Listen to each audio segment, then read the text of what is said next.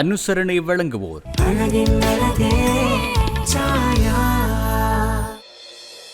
சிறியொரு விளம்பர இடைவேளையை தொடர்ந்து நிகழ்ச்சியில் இணைந்திருக்கின்றோம். அடுத்ததாக நிகழ்ச்சியில் யாழ்குடா நாட்டிலிருந்து வெளிவரக்கூடிய 4 பத்திரிகைகளின் செய்திகளின் ஒரு மேற்பார்வை. முதலில் நாங்கள் ஈழநாட்டு பத்திரிகையோடு இணைந்திருக்கலாம்.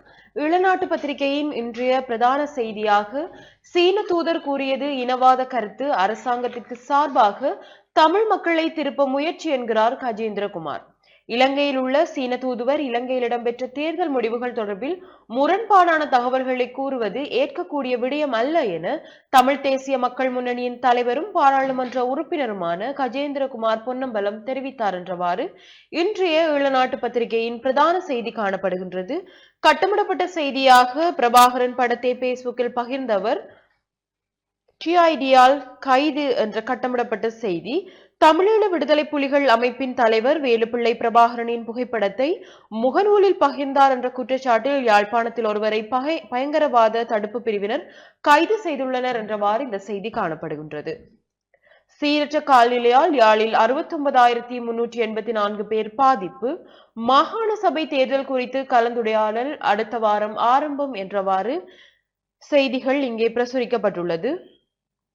மாகாணங்களுக்கு போலீஸ் அதிகாரம் வழங்க முயன்றால் தடுத்து நிறுத்துவோம், விமல் வீரவன்ச விடாப்பிடி என்ற செய்தியோடு நாடு முழுவதும் மழையினால் 1,32,071 குடும்பங்கள் பாதிப்பு, உயிரிழப்புகளின் எண்ணிக்கை 14 ஆகியது.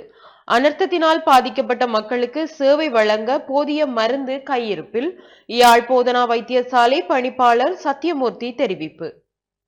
பயங்கரவாதம் மீண்டும் நாட்டில் தலை தூக்குமோ என்ற சந்தேகம் ஐக்கிய மக்கள் சக்தி கூறுகிறது என்றவாறு ஈழநாட்டு பத்திரிகையின் முற்பக்க செய்திகள் காணப்படுகின்றது. தொடர்ச்சியாக உட்பக்க செய்திகளை பார்க்கலாம். அக்காட்சி எழுச்சி குடியிருப்பு மக்களுக்கு உணவு வழங்கப்பட்டது என்ற புகைப்படம் தாங்கிய செய்தியோடு யாழில் படைகளின் வசமுள்ள காணிகள் விடுவிக்கப்படும் இடையூறுகள் பற்றி அறியவில்லை என்கிறார் பாதுகாப்பு செயலாளர்.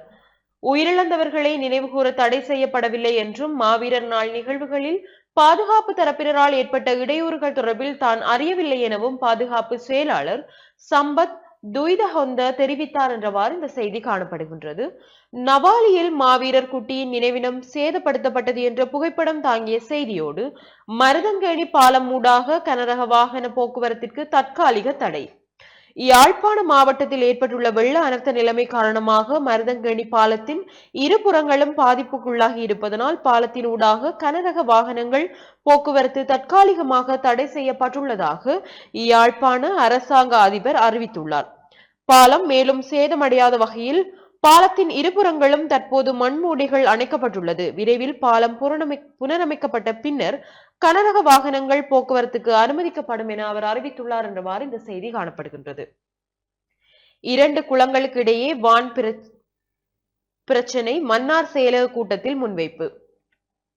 மக்கள் செயல் அமைப்பினரால் உணவுப் பொருட்கள் வழங்கல் என்ற புகைப்படம் தாங்கிய செய்தியோடு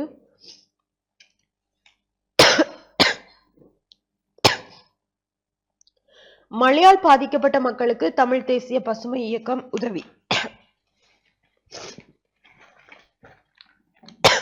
விளம்பரி பத்தினுடைய முன்பக்க செய்திகளையும் நாங்கள் பார்க்கலாம். இந்தியாவுடனான உறவை பலப்படுத்த வேண்டும், அனுர அரசுக்கு ரணில் அறிவுரை என்கிற தலைப்பிலும் ஒரு செய்தி. புதிய அரசாங்கம் இந்தியாவுடனான உறவை பலப்படுத்த வேண்டும் என முன்னாள் ஜனாதிபதி ரணில் விக்ரமசிங்கே தெரிவித்துள்ளார். ரணில் விக்ரமசிங்கே இந்தியாவுக்கு விஜயம் செய்துள்ள நிலையில் ஊடகம் ஒன்றுக்கு கருத்து தெரிவிக்கையில் இதனை குறிப்பிட்டிருக்கின்றார் என்று அந்த பிரதான செய்தி அமைந்திருக்கிறது.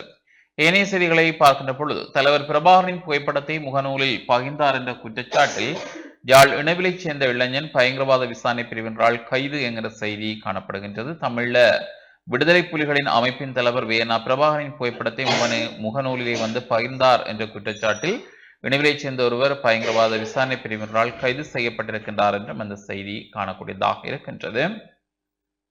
ஏனைய செய்திகளை நாங்கள் பார்க்கின்ற பொழுது நெடுந்தீவு வேலனை நைனாதீவிலிருந்து உலங்குவானதி மூலம் மீளப்பெறப்பட்ட பரீட்சை வினாத்தாள்கள் என்கின்ற ஒரு செய்தியும் இடம் பிடித்திருக்கிறது.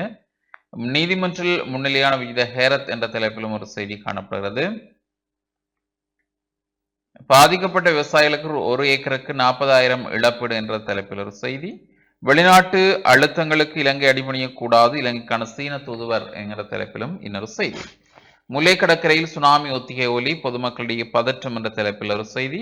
நயனாதீவு குறிகட்டுவான் பயணிகள் படகு சேவை இன்று முதல் மீண்டும் ஆரம்பம். யாழில் காற்று மாசு, மத்திய சுகாதார அதிகார சபை என்ற தலைப்பிலும் ஒரு செய்தி காணப்படுகின்றது. யாழ் போதனாவில் 5 மாத குழந்தையின் தாய் மரணம் என்ற தலைப்பிலும் ஒரு செய்தி இடம் பிடித்திருக்கின்றது. அது முக்கிய செய்தியாக இங்கே அமைந்திருப்பதை காணக்கூடியதாக இருக்கிறது. உட்பக்க செய்திகளை பார்க்கின்ற பொழுது, தடையின்றி மாவீரர் நாள் நினைவேந்தல், ஜனாதிபதி அன்ரோவுக்கு நன்றி தெரிவித்த செல்வம் எம்பி என்ற தலைப்பில் ஒரு செய்தி. மின்சாரம் தாக்கியதில் கணவன் மனைவி பலி புத்தளத்தில். கொலையுடன் தொடர்புடைய 6 பேருக்கு மரண தண்டனை, கொழும்பு நீதிமன்றம் தீர்ப்பு. கருத்து சுதந்திரத்தை மட்டுப்படுத்தக்கூடிய நிகழ்நிலை பாதுகாப்பு சட்டத்தை திருத்துங்கள், உலகளாவிய வலையமைப்பு என்ற தலைப்பிலும் ஒரு செய்தி. அமைச்சர்கள் மற்றும் எம்பிக்களின் சிறப்புரிமைகள் தொடர்பில் அரசு அதிரடி. 254 அதிசோசு வாகனங்களை ஏலம் விட தீர்மானம், சம்பளம் கொடுப்பன தொடர்பில் மீளாய்வு, துப்பாக்கி வீடுகள் தொடர்பில் இதுவரை முடிவில்லை, வரியில்லா வாகன அனுமதி பத்திரம் இடைநிறுத்தம் போன்ற செய்திகள். சைத்தரப்புக்குள் பிளவு, தனித்து செயற்பட தயாராகும் பங்காளி கட்சிகள் என்கிற தலைப்பிலும் ஒரு செய்தி. எரிபொருள் விலையை குறைக்குமாறு கோரிக்கை என்கிற தலைப்பு, இதை SM மரிக்கார் கோரிக்கை விடுத்திருக்கிறார். விளையாட்டு நிறுவனங்களில் மோசடி, நேரடியாக முறையிடுமாறு கோரிக்கை. யாழ் ராணி தொடர்ந்து சேவை மறு அறிவித்தல் வரை இடைநிறுத்தம் என்ற செய்தியும். கோலியை சதமடிக்க விட்டிருக்க கூடாது, ஆசியை விமர்சிக்கும் கிளார்க் என்கிறவாறு ஆசியை விமர்சிக்கும் கிளார்க் என்ற தலைப்பில் ஒரு செய்தி. இந்திய அணி வீரர்களுக்கு ஆஸ்திரேலிய பிரதமர் மாளிகையில் திடல் உடலான விருந்து உபசாரம் என்கிற செய்தி காணப்படுகிறது. ஏனைய செய்திகளை நாங்கள் பார்க்கின்ற பொழுது, சீரற்ற காலநிலை உயிரிழப்பு அதிகரிப்பு, அதாவது 14ஆக அதிகரித்திருக்கிறது. தமிழகத்திலிருந்து இலங்கைக்கு விரைவில் சரக்கு கப்பல் என்ற தலைப்பிலும் ஒரு செய்தி இடம் பிடித்திருக்கிறது. வெலம்புரியிலே அபாய நிலையில் மருதங்கனி பாலம் போக்குவரத்து தடை விதிப்பு. வெள்ள அனர்த்தம் நிவாரணமாக யாழுக்கு ரூபாய் 12 மில்லியன் நிதி. கடும் காற்று காரணமாக தூக்கி எறியப்பட்ட கூரைகள் வடமராட்சியில் சம்பவம் என்கிற தலைப்பிலும் ஒரு செய்தி இங்கே காணக்கூடியதாக இருக்கின்றது. வீதியால் நடந்து சென்ற பெண்ணொருவரின் சங்கிலி அறுப்பு, ஒருவர் கைது, மற்றொரு தப்பியோட்டம் என்ற தலைப்பில் ஒரு செய்தி. இடைத்தங்கள் முகாம்களில் யாழ் போதனாவில் மருத்துவ முகாம். பூசகரை தாக்கிவிட்டு பணம் நகை கொள்ளை, சந்தை நபர் கைது செய்யப்பட்டிருக்கிறார். இது கைதடி பகுதியில் உள்ள ஆலயம் ஒன்றில் என்கிற செய்தி. வெள்ளத்தால் பாதிக்கப்பட்ட விவசாயிகளுக்கு நிவாரணம், விவசாய பிரதி அமைச்சர் தெரிவிப்பு. மீண்டும் வாகன இறக்குமதி, 1 நாட்களில் அனுமதி, நம்பிக்கை வெளியிட்ட வாகன இறக்குமதியாளர்கள் சங்கம். வெளிநாடு செய்திகள், உலக செய்திகள் பக்கத்தை பார்த்தால், போரிட தயங்கும் இஸ்ரேல் வீரர்கள், நெதன்யாகுவுக்கு விழுந்த பேரிடி. உகண்டாவில் நிலச்சரிவு, 30 பேர் உயிரிழப்பு, புதையுண்ட 40 வீடுகள் என்கிறவாறு ஒரு செய்தி. மீண்டும் தாக்குதல் நடாத்திய இஸ்ரேல், போர் நிறுத்தத்திலும் தாக்குதல் அரங்கேற்றம் என்கிற செய்தி. 16 வயதுக்குட்பட்டவர்கள் சமூக ஊடகங்களை பயன்படுத்த தடை, ஆஸ்திரேலிய பாராளுமன்றம் ஒப்புதல். எங்களிடம் வாளாட்டினால் விளைவுகள் மோசமாகும், புடின் எச்சரிக்கை. எரிசக்தி கட்டமைப்பை தாக்கி ரஷ்யா, மின்சாரம் இல்லாத உக்ரைன் மக்கள் அவதி என்கிற தலைப்பிலும் அந்த செய்தி காணப்படுகின்றது.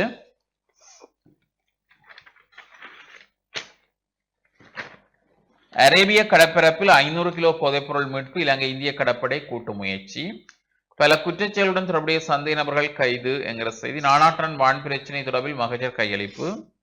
அரசு இலக்கிய விருது, சிறந்த நூலாக வெந்தது தணிந்தது என்கிற தலைப்பிலான நூல். இரணைமடுவுக்கு படையெடுக்கும் மக்கள், இரணைமடு குளத்துக்கான நீர்வரத்து அதிகரிப்பதால் மேலதிக நீரை வெளியேற்றுவதற்காக வான்கதவுகள் அனைத்தும் திறந்துவிடப்பட்டுள்ளன. இதனை பார்வையிடுவதற்காக பொதுமக்கள் வரை அந்த வண்ணம் உள்ளனர் என்கிறவாறும் அந்த செய்தியை நாங்கள் அவதானிக்கக்கூடியதாக இருக்கின்றது.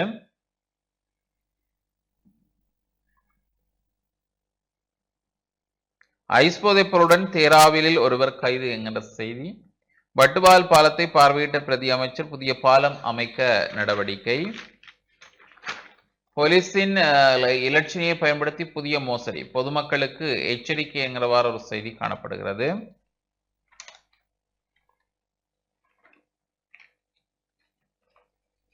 இலங்கை ரூபாவின் பெறுமதி அதிகரிப்பு. பொருளை போலீஸ் பிரிவில் கொக்கைனுடன் ஒருவர் கைது. பாலவென பகுதியில் துப்பாக்கியுடன் ஒருவர் கைது போன்ற செய்திகளும். இவை இன்றைய விளம்பரிப்பத்தினுடைய முக்கிய செய்திகளாக காணப்படுகிறது. ஜனாதிபதி செயலகத்தில் வேலையேற்ற பட்டதாரிகள் நேற்று ஜனாதிபதி செயலகத்துக்கு வருகின்றிருப்பதாக ஒரு செய்தியும் காணப்படுகின்றது. தொடர்ச்சியாக நாங்கள் ஈழ நாட்டினுடைய ஏனைய செய்திகளை பார்க்கலாம்.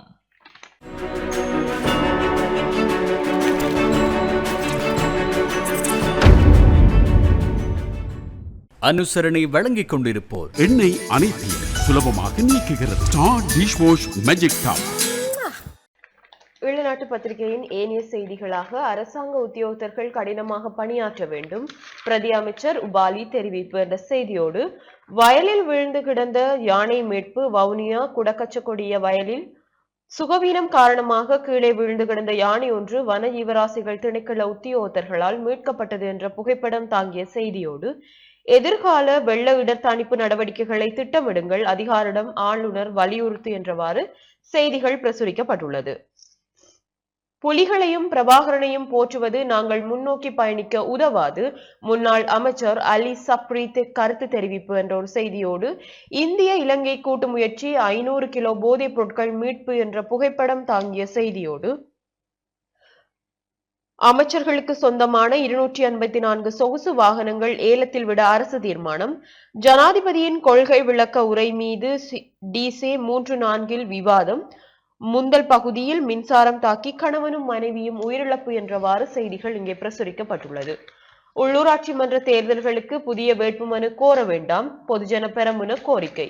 உள்ளூராட்சி மன்ற தேர்தல்களுக்காக கோரப்பட்ட வேட்புமனுவை ரத்து செய்து மீண்டும் புதிய வேட்புமனு கோரப்பட வேண்டும் என பொதுஜன பெரமுனவின் பொதுச் செயலாளர் சாகர காரியவசம் தெரிவித்துள்ளார் என்ற செய்தியோடு, பணம் பெற்ற குற்றச்சாட்டு குறித்து முழுமையான விசாரணை வேண்டும், மனுச விஜித ஹேரத்திடம் கோரிக்கை என்றவாறு செய்திகள் பிரசுரிக்கப்பட்டுள்ளது. தொடர்ச்சியாக ஈழநாட்டு பத்திரிகையின் வெளிநாட்டு செய்திகளாக, ஹாசாவிலும் போர் நிறுத்தம், ஜனவரிக்குள் ஏற்படும், அமெரிக்கா நம்பிக்கை. ஹாசாவிலும் போர் நிறுத்தம் ஏற்படும் என்று அமெரிக்கா நம்பிக்கை வெளியிட்டுள்ளது. ஜனாதிபதி ஜோ பைடனின் பதவிக்காலம் முடிவதற்குள் போர் நிறுத்தம் குறித்து நல்ல செய்தி வரும் என்று தெரிவிக்கப்பட்டுள்ளதாக இந்த செய்தி காணப்படுகின்றது. தொடர்ச்சியாக கட்டமிடப்பட்ட செய்திகளாக, சமூக வலைதளங்களை சிறார் பயன்படுத்த தடை, ஆசியில் சட்டம் நிறைவேற்றம், நிலச்சரிவில் சிக்கி 27 பேர் பலி, இந்தோனேசியாவில் சுமத்ரா தீவில் மழையால் ஏற்பட்ட நிலச்சரிவில் சிக்கி இதுவரை 27 பேர் உயிரிழந்துள்ளனர் என்ற புகைப்படம் தாங்கிய செய்தியோடு, இந்து அமைப்புக்கு தடை விதிக்க பங்களாதேஷ் நீதிமன்றம் மறுப்பு என்ற செய்தியோடு, டொனால்ட் டிரம்பிடம் ஷுஹர் பெக் சந்திப்பு என்ற புகைப்படம் தாங்கிய செய்திகளும் இங்கே பிரசுரிக்கப்பட்டுள்ளது. ஈழநாட்டு பத்திரிகையின் விளையாட்டு செய்திகளாக, வெறும் 42 ஓட்டங்களுக்குள் சுருண்டது இலங்கை அணி, தென்னாப்பிரிக்கா அபார பந்து வீச்சு என்ற புகைப்படம் தாங்கிய செய்தியோடு, பந்து வீச்சு தரவரிசையில் பும்ரா மீண்டும் முதலிடம், மோசமான சாதனையில் இணைந்தார் யோ ட்ரூட் என்ற செய்திகளும் இங்கே பிரசுரிக்கப்பட்டுள்ளது. தொடர்ச்சியாக ஈழநாட்டு பத்திரிகையின் இறுதி பக்க செய்திகளாக, வெளிசக்தி அழுத்தங்களுக்குள் இலங்கை அடிபணியக்கூடாது, சுயாதீன வெளிவகார கொள்கையை பின்பற்ற வேண்டும் என சீனா வலியுறுத்து. இலங்கை வெளிச்சக்திகளின் அழுத்தங்களுக்கு அடிபணியக்கூடாது, சுயாதீன வெளிவகார கொள்கையை பின்பற்ற வேண்டும் என இலங்கைக்கான சீன தூதுவர் ஹி சென் ஹோங் வேண்டுகோள் விடுத்துள்ளார் என்ற செய்திகளோடு, கட்டமிடப்பட்ட செய்திகளாக, வாகனங்கள் இறக்குமதி அனுமதி ஓரிரு நாட்களில், இந்தியாவுடன் உறவு வலுப்படுத்த வேண்டும், அரசுக்கு ரணில் ஆலோசனை, 7.5 கோடி ரூபாய் திருட்டு சம்பவம், பணத்துடன் துபாய்க்கு தப்பிய நபர் என்றவாறு செய்திகள் இங்கே பிரசுரிக்கப்பட்டுள்ளது. வடக்கின் வெள்ள அனர்த்தம், இடர்கால நிலை தொடர்பில் ஆளுநருடன் ஸ்ரீதரன் சந்திப்பு என்ற புகைப்படம் தாங்கிய செய்தியோடு, மைத்ரிபால படுகொலை முயற்சி, 2 புலி சந்தேக நபர்களின் பிணை கோரிக்கை நிராகரிப்பு என்றவாறு ஈழநாட்டு பத்திரிகையின் செய்திகள் காணப்படுகின்றது. தொடர்ச்சியாக தினக்குரல் பத்திரிகையின் செய்திகளோடு இணைந்திருக்கலாம். தினக்குரலுடைய பிரதான செய்தி, பாராளுமன்ற தேர்தல் முடிவு தமிழ் மக்களின் முடிவல்ல, தமிழ் மக்களின் தீர்வினை சீனா கணிப்பிட முடியாது என்றும்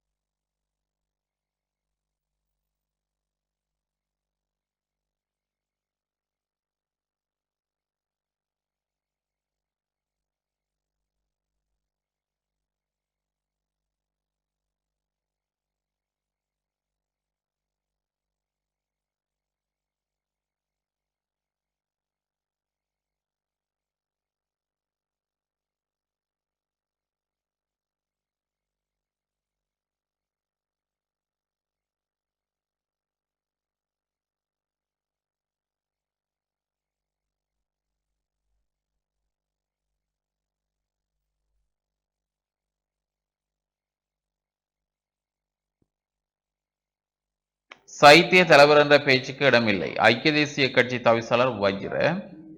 சீரற்ற காலனியால் 4,63,569 பேர் பாதிப்பு, 15 பேர் உயிரிழப்பு. சம்பளம் பெறுவதில்லை என நாம் உறுதியளிக்கவில்லை. தேசிய மக்கள் சக்தி எம்பி லக்மாலி ஹேமச்சந்திர. நாடு இருள் சூழ காரணம் என்ன என்கிற வழி மாசடைவுதான் என்கிற வாரம் அந்த செய்தி அமைந்திருக்கிறது. கிழக்கு மாகாண கல்வி திணைக்களத்துக்கு சிங்கள மொழி பேசும் பணிப்பாளர் நியமனம் என்கிற செய்தி காணப்படுகின்றது.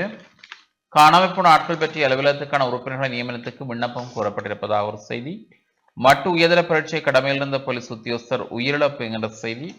கட்சி பேதங்களை துறந்து பலஸ்தீன மக்களின் உரிமைக்காக நிற்போம் என்று சயித் பிரேமதாஸ் தெரிவித்ததாக ஒரு செய்தி. குறைவடைந்த பணவீக்கம், பூசகரை தாக்கி கொள்ளை பெண் உட்பட 3 கைது. மருதங்கனி பாலமூடாக கனரக வாகன போக்குவரத்துக்கு தடை என்கிற செய்தி. தென்மராட்சியில் வெள்ளம், 1000க்கும் மேற்பட்டோர் இடப்பெயர்வு. யாழ்ப்பாண கல்லூரி பழைய மாணவர் சங்க வருடாந்த பொதுக்கூட்டம் பம்பலப்பட்டியில். வெள்ளவேன் தொடர்பான வழக்கிலிருந்து முன்னாள் அமைச்சர் ராயுத விடுவிப்பு போன்ற செய்திகளும் இங்கே உட்பக்கத்தில் காணப்படுகின்றது. முக்கிய செய்திகளாக இலங்கை இந்திய கூட்டு நடவடிக்கை. 500 கிலோ போதைப்பொருளுடன் 9 இலங்கையர் அதிரடியாக கைது. பருத்தித்துறையில் கடல் அரிப்பினால் தாளிறக்கம். அராலியில் வெள்ள இடர், 57 குடும்பங்களுக்கு அத்தியாவசிய உலர்வு பொதிகள் கையளிப்பு. இயற்கை அனர்த்தத்தால் பாதிக்கப்பட்ட ஏழாலை மக்கள் தொடர்பு கொள்ளவும் என்கிற செய்தி காணப்படுகிறது. யாழ் ஏழாலை பகுதியைச் சேர்ந்த மக்கள் யாராவது மழை வெள்ளத்தால் பாதிக்கப்பட்டு உதவிகள் தேவைப்படின் தம்மை தொடர்பு கொள்ளுமாறு ஏழாலை சகோதர இளைஞர்கள் அமைப்பினர் கோரியுள்ளனர். அத்துடன் ஏழாலையைச் சேர்ந்தவர்கள் யாராவது நோய்வாய்ப்பட்டால் அல்லது முதியவர்கள் இயலாமைக்கு உட்பட்டால் மருத்துவமனைக்கு செல்ல வசதிகள் இல்லையெனில் தொடர்பு கொள்ளுமாறும் அந்த அமைப்பினர் கேட்டிருக்கின்றனர். அதற்கான தொலைபேசி இலக்கத்தை நாங்கள் இங்கே சொல்லக்கூடியதாக இருக்கிறது. 077 1183 502 அல்லது 0766734687 மற்றும் இன்னொரு இலக்கமும் இங்கே அறியப்பட்டிருக்கிறது. 0771864 ஆகிய தொலைபேசி இலக்கங்கள் மூலம் தொடர்பு கொள்ள முடியும் என அவர்கள் அறிவித்திருக்கிறார்கள். 07711835002 07667346687 அல்லது 07718645993 என்ற அந்த இலக்கங்கள் இங்கே வழங்கப்பட்டிருக்கின்றது. பிரபல மலேசிய தொழிலதிபர் அனந்த கிருஷ்ணன் காலமானார். இலங்கையை பூர்வீகமாக கொண்டவர் என்கிற செய்தி. வெள்ளத்தால் பாதிக்கப்பட்டவர்கள் உதவி தேவைப்படின் தொடர்பு கொள்க தமிழ் தேசிய பசுமை இயக்கம் என்கிற செய்தி காணப்படுகின்றது. வெள்ளத்தால் பாதிக்கப்பட்டு வேறு அமைப்புகளிடமிருந்து எந்தவித உதவிகளும் பெறாதவர்கள் அவசிய தேவைகள் இருப்பின் தொடர்பு கொள்ளுமாறு தமிழ் தேசிய பசுமை இயக்கம் தெரிவித்திருப்பதாக அந்த செய்தி காணப்படுகிறது. அதாவது இந்த நிலையிலே வேறு எந்த அமைப்புகளிடமும் உதவிகளையும் பெறாதவர்கள் அவசிய தேவைகள் இருப்பின் 07779696944 என்ற தொலைபேசி இலக்கம் மூலம் தொடர்பு கொள்ளுமாறு தமிழ் தேசிய பசுமை இயக்கம் தெரிவித்திருக்கிறது. 07779696644. வெள்ளப்பேரிடர் தொடர்பில் ஆளுநருடன் சிறிதரன் எம்பி கலந்துரையாடல் என்கிற செய்தி. தமிழ் தேசிய மக்கள் முன்னணியின் வட்டுக்கோட்டை தொகுதி அலுவலகமாக செயற்படும் சங்கரத்தை வீதியில் உள்ள வீட்டை மழை வெள்ளத்தால் இடம்பெயர்ந்த மக்கள் தற்காலிக தங்குமிடமாக பயன்படுத்த முடியும் எனவும் இது தொடர்பான தகவல்களுக்கு 077936135 எனும் தொலைபேசி இலக்கத்துடன் தொடர்பு கொள்ளுமாறு தமிழ் தேசிய மக்கள் முன்னணியின் ஊடக பேச்சாளர் சுகாஸ் தெரிவித்துள்ளார் என்று அந்த செய்தி காணப்படுகிறது. 077936135 என்ற இலக்கத்துக்கு தொடர்பு கொள்ள முடியும் என்று. அதாவது வட்டுக்கோட்டை தொகுதி அலுவலகமாக செயல்படும் சங்கரத்தை வீதியில் உள்ள வீட்டை மழை வெள்ளத்தால் இடம்பெயர்ந்த மக்கள் தற்காலிகமாக தங்குமிடமாக பயன்படுத்த அந்த இலக்கத்தை தொடர்பு கொள்ள சொல்லி இருக்கிறார்கள். யாழ் பல்கலைக்கழக பரீட்சைகள் பிற்போடல், விடுதிகளில் தங்கியுள்ள மாணவர்களுக்கு உதவிடுமாறு நலமிரிவுகளிடம் கோரிக்கை. சுடர் ஏற்றி விட்டு வீடு சென்றவர் உயிரிழப்பு என்கிற ஒரு செய்தியும் காணப்படுகின்றது. நினைவிடத்தை சேதமாக்கிய விசமிகள். நவாலி கிழக்கு பிரசாத் சந்திக்கு அருகாமையில் அமைக்கப்பட்டிருந்த குட்டி என்று அழைக்கப்படும் சின்னத்தம்பி பரமேஸ்வரன் என்பவரது நினைவிடம் நேற்று முன்தினம் விசமிகளால் சேதப்படுத்தப்பட்டிருப்பதாக ஒரு செய்தி. முத்தியன்கட்டு குளத்தின் வான்கதவுகள் 4 மீண்டும் பூட்டப்பட்டன. சிறு குளங்கள் நிரம்பின என்கிற செய்தி. தென்மராட்சி அரசு திணைக்களங்கள் வெள்ள நீர் தொடர்பில் கள விஜயம். குளிரான காலநிலைக்கான சாத்தியம் தொடரும் என்கிற செய்தி. யாழ்ப்பாணத்தில் பாதிக்கப்பட்ட மக்களுக்கு அமைச்சர் எம்பிக்கள் உதவி. வெள்ளத்தால் பாதிப்புற்ற பெரிய பொக்கனை மக்களுக்கு அச்சுவேலி போலீசாரால் உலர் உணவுப் பொருட்கள் என்கிற தலைப்பில் ஒரு செய்தி காணப்படுகின்றது. புதிய பாராளுமன்றில் இலங்கை சீன நட்புறவு சங்கத்தை ஸ்தாபிக்க வேண்டும், சபாநாயகரிடம் சீன தூதுவர் தெரிவிப்பு. உயர்தர பரீட்சையை தொடர்ந்து மேலும் 2 பரீட்சைகள் பிற்போடப்பட்டன என்கிற செய்தியும் இங்கே காணக்கூடியதாக இருக்கின்றது.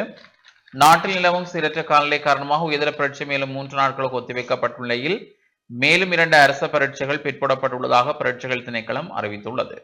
2024ஆம் ஆண்டுக்கான இலங்கை சட்டக்கல்லூரி பொது நுழைவுப் பரீட்சை, சனத்தொகை மற்றும் புள்ளிவிரவியல் திணைக்களத்தின் சிரேஷ்ட புள்ளிவிரவியலாளர்களுக்கான முதலாவது வினைத்ரான் கான் பரீட்சை என்பன பிற்போடப்பட்டுள்ளதாக பரீட்சைகள் ஆணையாளர் நாயகம் அமித் ஜெயசுந்தர தெரிவித்திருக்கிறார் என்று அந்த செய்தி காணக்கூடியதாக இருக்கின்றது. நாவலப்பிட்டியில் வீடுகளின் கட்டடங்கள் தாளிறக்கம், மின்சாரம் தாக்குதல், தம்பதியர் உயிரிழப்பு புத்தளத்தில் போன்ற செய்திகளும் இடம் பிடித்திருக்கிறது. உலக செய்திகள் பக்கத்தில் பார்த்தால் இன்று கரையை கடக்கிறது ஆழ்ந்த காற்றழுத்த தாழ்வு மண்டலம், தமிழ்நாட்டில் அதிக கனமழை, பலத்த காற்று எச்சரிக்கை என்கிற செய்தியும் காணப்படுகிறது. இஸ்கான் அமைப்புக்கு தடை விதிக்க முடியாது, பங்களாதேஷ் நீதிமன்றம் அதிரடி போன்ற செய்திகளும் காணப்படுகிறது. இவைதான் இன்றைய பத்திரிகைகளில் வெளியாக இருக்கக்கூடிய முக்கிய செய்திகள். அடுத்து நாங்கள் ஒரு இடைவெளியை தொடர்ந்து இணைந்திருக்கலாம்.